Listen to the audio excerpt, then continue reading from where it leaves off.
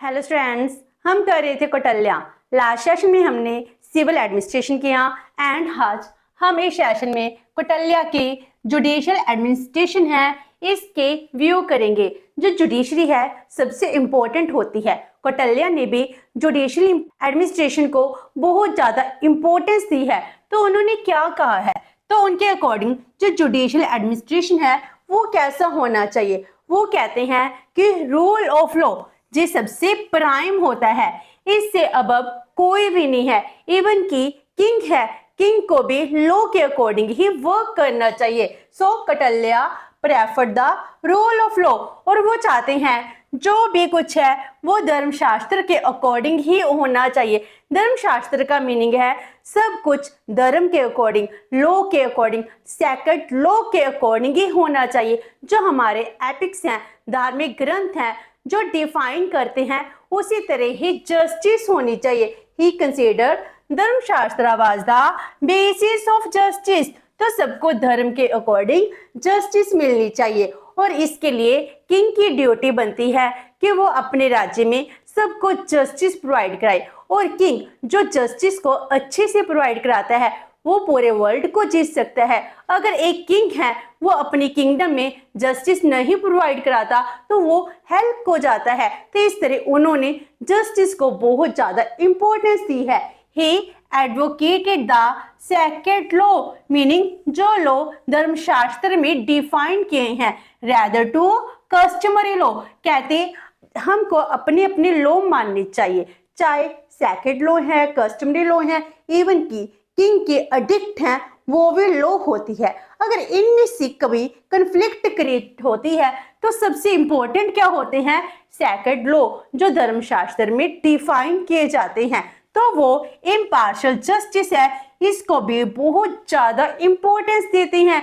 कहते जब भी जस्टिस होती है उस टाइम कभी भी पार्शियलिटी नहीं करनी चाहिए, चाहे वो किंग का अपना नियर और डियर क्यों ना हो, उसको जस्टिस देते हुए सबको इक्वली मानना चाहिए। तो वो इम्पार्शियल जस्टिस को भी इंपॉर्टेंस देते हैं, रूल ऑफ लॉ को भी डिफाइन करते हैं। जैसे आज के टाइम में जो हमारे कंट्री में जस्टिस है उसके टू बेसिस मीन कौन से हैं, rule of law and impartial justice. तो इसको कौटिल्य ने भी डिफाइन किया है। तो उसने जुडिशियल एडमिनिस्ट्रेशन में types of the courts of justice भी डिफाइन की है, मीनिंग जो कोर्ट्स हैं कितने टाइप्स की हो सकती हैं। जैसे आज भी सिविल लॉ हैं उनके लिए सिविल केसेस हैं, सिविल कोर्ट्स होती हैं। तो जो क्रिमिनल केसेस होती हैं उनके लिए क्रिमिनल कोर्ट्स होती हैं। वैसे ही कौटिल्य ने डिफाइन किया है। जो सिविल कोर्ट्स हैं कौटिल्य ने उसको धर्म सत्य कोर्ट कहा है, एंड जो क्रिमिनल कोर्ट है उसको कौटिल्य ने कंटक शोधन कोर्ट कहा है। तो इस तरह टू टाइप्स की कोर्ट हैं वो डिफाइन की है, धर्म सत्य, कंटक शोधन कोर्ट्स। तो सिविल एंड क्रिमिनल केसेस हैं, और इसमें कौटिल्य ने डिफाइन भी किया है कौन कौन से केसेस हैं जो रिस्पेक्टिव कोर्ट में जा सकते हैं। तो जो सिविल केसेस हैं तो सिविल कोर्ट में जाएंगे, धर्म सत्य कोर्ट में जाएंगे। जैसे कॉन्ट्रैक्ट के रिगार्डिंग, उसकी वैलिडिटी के रिगार्डिंग कोई केस है, मास्टर सर्वेंट में कोई डिस्प्यूट होता है, वो किस में जाता है, धर्म सत्य कोर्ट में। डेट है, डेट की रिकवरी करनी है, डिपॉजिट के रिगार्डिंग कोई डिस्प्यूट क्रिएट हो जाता है, कोई प्रॉपर्टी सेल की थी, जो गिफ्ट दिया था उसको रिडीम करना है, तो इन सब के रिगार्डिंग सिविल केसेस बनते हैं। रॉबरी का केस हो गया, वायलेंस का हो गया, असॉल्ट, डेफामेशन होगी, rights of ownership, slavery, master servant का रिलेशनशिप। तो इन सब में क्या हो रहे हैं, जी सिविल केसेस ही माने जा रहे हैं। Then damage to agriculture sector, pasture, public roads, अगर कोई भी पब्लिक प्रॉपर्टी को, एग्रीकल्चर सेक्टर को डैमेज करता है तो उसके ऊपर भी सिविल केस है वो चलाया जा सकता है। देन पार्टनरशिप का, बिजनेस में अगर हम पार्टनरशिप में काम कर रहे हैं, इस रिगार्डिंग डिस्प्यूट हो गया तो पार्टनरशिप का केस आएगा। इनहेरिटेंस एंड सक्सेशन, मीनिंग मेरी प्रॉपर्टी का इनहेरिटेंस है और इसकी सक्सेसर है, इसमें डिवीजन क्या होगी, और इसके रिगार्डिंग कोई डिस्प्यूट होता है धर्म सत्य कोर्ट में ही जाते हैं। एंड कंटक शोधन कोर्ट, जिसको क्रिमिनल कोर्ट्स कह रहे हैं। कंटक शोधन में बहुत ज्यादा क्रिमिनल केसेस जाते हैं। जैसे आज के टाइम में क्रिमिनल केसेस हैं वो कंटक शोधन में होंगे, जैसे protection of artist and merchants. तो इसको एग्रीकल्चर सेक्टर को उन्होंने धर्म सत्य कोड में कहा है, लेकिन आर्टिसन एंड मर्चेंट्स हैं इनको क्रिमिनल केसेस की कैटेगरी में रखा है। उन्होंने कहा है detection of criminals by the spice, meaning जो हमारे जासूस हैं अगर वो कोई भी क्रिमिनल को डिटेक्ट कर लेते हैं, जो गवर्नमेंट ऑफिसर्स हैं उनमें से फाइंड आउट करते हैं कि ये पर्सन क्रिमिनल है, वो भी क्रिमिनल केस है, उसके ऊपर प्रोसिक्यूट किया जाता है। पोस्टमार्टम एग्जामिनेशन, तो उस टाइम कौटिल्य ने पोस्टमार्टम एग्जामिनेशन है इसकी भी प्रोविजन की हुई थी। तो उस टाइम जो हमारा मेडिकल सेक्टर था कितना डेवलप था, तो पोस्टमार्टम एग्जामिनेशन होता था। जो कौटिल्य है, कौटिल्य ने महाराजा चंद्रगुप्त मौर्य है उसकी वाइफ दुर्धरा के वोम से सी सेक्शन के थ्रू, सर्जरी के थ्रू उसके बेटे बिंदुसार को जीवित निकाला था। तो उस तरह उन्होंने कितनी ज्यादा मेडिकल एडवांसमेंट भी की हुई थी। क्रॉस एग्जामिनेशन है, जे केसेस भी क्रिमिनल है। कैपिटल पनिशमेंट, तो कैपिटल पनिशमेंट देनी है तो इसके लिए 3 जजेस का होना बहुत जरूरी है। एंड इम्प्रॉपर सोशल इंटरकोर्स, अगर वुमेन के साथ किसी तरह की भी इनजस्टिस होती है वो क्रिमिनल केस बन जाता है। मेजर्स अगेंस्ट नेशनल कैलामिटीज, अगर नेशनल कैलामिटीज के अगेंस्ट कोई भी मेजर लिया गया था और उसमें भी कुछ करप्शन हो जाती है वो क्रिमिनल केस बताया गया है। तो इस तरह जो कोर्ट्स ऑफ जस्टिस हैं इनको 2 पार्ट्स में कौटिल्य ने डिफाइन किया है। अब इसके बाद करते हैं हम हायरार्की इन जुडिशियल पोजीशन।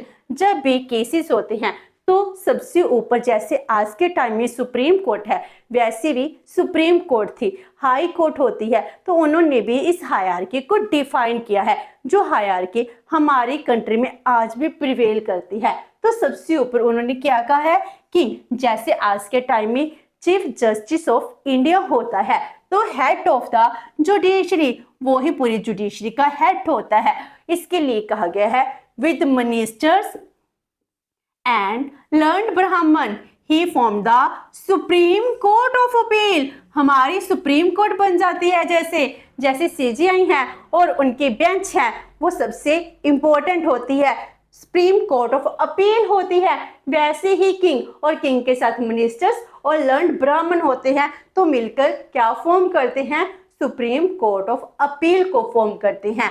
तो इसके बिसाइड चीफ जस्टिस भी है, जो इसके अलावा हाई कोर्ट्स हैं या फिर अदर कोर्ट्स हैं उनका हेड होता है। तो ये तो सबसे सुप्रीम हो गया। अगर हम हाई कोर्ट की बात करते हैं तो हाई कोर्ट में सबसे सुप्रीम कौन होता है, चीफ जस्टिस होता है, जो पूरी कंट्री में पूरी नेशन में जस्टिस है, जस्टिस को इंश्योर करता है। देन सेशन जज होते हैं जो बिग टाउन्स हैं उनमें at the headquarter of 800 villages और 400 विलेजेस। अब सबसे छोटी यूनिट विलेज होती है, अगर हम 400-800 विलेजेस को कंबाइन कर देते हैं उनका एक हेडक्वार्टर होता है जो बहुत ही बड़ा टाउन होता है। उस हेडक्वार्टर में एक कोर्ट लगाई जाती है, उस कोर्ट के हेड को सेशन जज कहा जाता है। एंड सबसे लोएस्ट यूनिट क्या होती है, विलेजेस होती है। विलेजेस में विलेज ट्रिब्यूनल्स हैं वो हो सकते हैं। एंड हर एक विलेज में जो उसका एल्डर पर्सन है जिसको लॉ की नॉलेज है, जो बहुत ही एथिक्स से काम करता है, तो उसको विलेज का, जैसे हम सरपंच कहते हैं, एक तरह से जज है वो अपॉइंट किया जा सकता है। तो उन्होंने हायरार्की भी बताई है जिसके लिए वो कहते हैं लोगों को प्रॉपर टाइम पर स्पीडी एंड इम्पार्शियल जस्टिस मिल सके। तो जस्टिस के लिए जो जज हैं, जज की क्वालिटीज क्या क्या होनी चाहिए उन्होंने ये भी डिफाइन किया है। उन्होंने कहा है अ जज must be well versed in the basic principles of law. जो लॉ के बेसिक प्रिंसिपल्स हैं उनको उसकी नॉलेज होनी चाहिए। ही प्रोनाउंस राइट जजमेंट, तो उसको अच्छे से जो भी जांच पड़ताल है इन्वेस्टिगेशन के बाद ही जजमेंट को प्रोनाउंस करना चाहिए। उसके लिए जितना भी टाइम लगता है वो लगाना चाहिए। वो कहते हैं किसी भी निर्दोष को कभी भी पनिशमेंट नहीं दी जा सकती है, इसीलिए हमेशा राइट जजमेंट ही होनी चाहिए। और जो जज है he must be familiar with the custom, जहाँ के लोग रह रहे हैं लोगों को, कस्टम्स को, उसके बारे में नॉलेज होनी चाहिए, उसी पर्सन को जज अपॉइंट किया जा सकता है।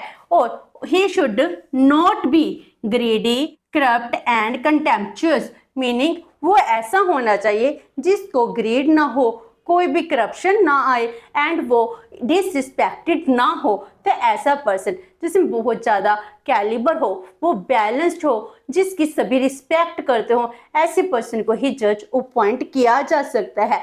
And he pronounce judgement in proportion to crime committed, जितना क्राइम कमिट किया गया है उसके प्रोपोर्शन के अकॉर्डिंग ही जजमेंट देने वाला हो। अगर छोटा सा क्राइम है उसके लिए बहुत लार्ज पनिशमेंट नहीं दी जा सकती एंड बड़े क्राइम के लिए कम पनिशमेंट नहीं दी जा सकती है।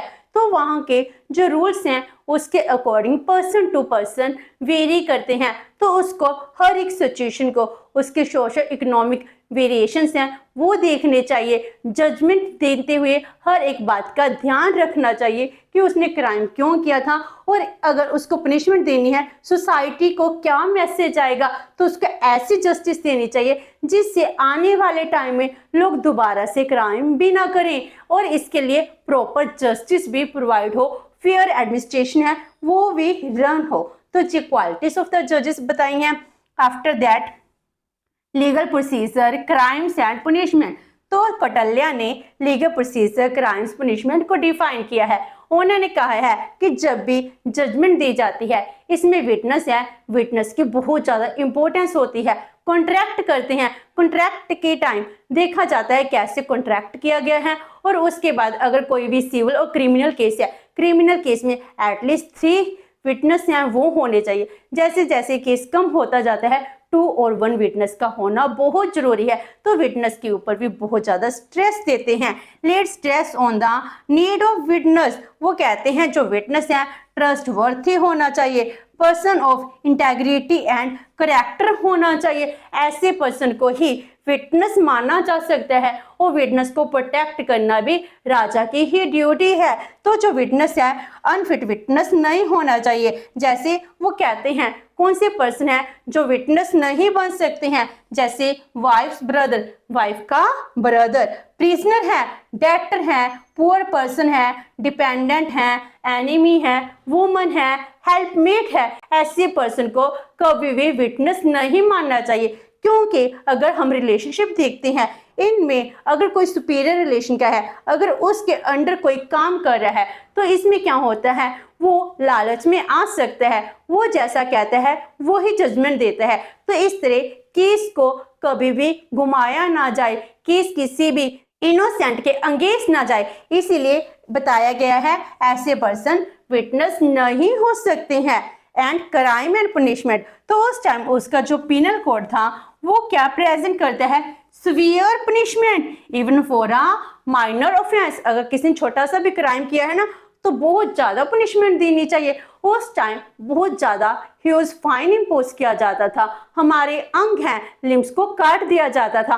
तो वो कहते हैं अगर हम ऐसी पनिशमेंट देंगे तो इससे समाज में आने वाले टाइम में जो क्राइम है वो रिड्यूस हो जाता है। तो इसीलिए कहते हैं अगर कोई फॉल्स एविडेंस, अगर कोई झूठा प्रूफ देता है उसकी म्यूटिलेशन ऑफ द लिम्स, उसके हाथ पैर हैं, उसके पार्ट्स हैं, उनको काट दिया जाना चाहिए। उसको हाई फाइन है वो इम्पोज करना चाहिए क्योंकि उसने रॉन्ग एविडेंस है प्रूफ को प्रेजेंट किया था। तो इसी तरह अगर एक पर्सन झूठ बोलेगा आने वाले टाइम में अदर पर्सन है वो भी झूठ बोलना स्टार्ट कर देंगे। एंड वो कहते हैं different punishments for the same type of the crime for Brahmans and others. जैसे वर्ण सिस्टम एशियन टाइम में यही वक्त चल रहा था, ब्राह्मण को कम पनिशमेंट दी जाती थी एंड अदर पर्सन्स को ज्यादा पनिशमेंट दी जाती थी। वो कहते हैं अगर सेम क्राइम किया जाता है तो ब्राह्मण को कम पनिशमेंट देनी चाहिए, लेकिन फाइन है उसको ज्यादा इम्पोज करना चाहिए। अगर एक शूद्र को 100 पन फाइन लगाते हैं तो ब्राह्मण को 400 पन है वो फाइन इम्पोज होना चाहिए। लेकिन जो सिवियर पनिशमेंट है उसके हाथ पैर को काट देना वो पनिशमेंट नहीं देनी चाहिए, क्योंकि जो ब्राह्मण होता है अगर उस पर फाइन इम्पोज कर रहे हैं, उसकी इंसल्ट भी कर रहे हैं, तो जो संसार में जाकर विद्या दे रहा है उसको इंसल्ट फील होती है। अगर उसकी इंसल्ट है तो वो जीते जी ही मर जाते हैं। और सबसे ज्यादा बड़ी पनिशमेंट क्या हो सकती है, देश निकाला। अगर किसी ब्राह्मण को अपने देश से निकाल दिया जाता है तो इससे क्या होता है वो जीवन भर ही अकेला रह जाता है तो ये उसके लिए सबसे बड़ी पुनिशमेंट है। लेकिन ब्राह्मण को कभी मारना नहीं चाहिए, जो कटल्या डिफाइन करते हैं। तो इस तरह जो कटल्या है, कटल्या ने बहुत ही अच्छा जुडिशियल एडमिनिस्ट्रेशन है इसको डिफाइन किया है, जिसमें लॉ के थ्रू क्राइम एंड पुनिशमेंट को डिफाइन किया है, जिसमें रूल ऑफ लॉ की सबसे ज्यादा इंपॉर्टेंस है। विद दिस हमारा जुडिशियल एडमिनिस्ट्रेशन का टॉपिक कंप्लीट होता है। नेक्स्ट सेशन में हम करेंगे foreign policy according to Kautilya. Hope so कि आपको ये सेशन अच्छा लगा होगा। अगर आपकी कोई क्वेरी है तो post comment box, and video अच्छी लगी तो please like and share with your friends. Thank you so much and have a nice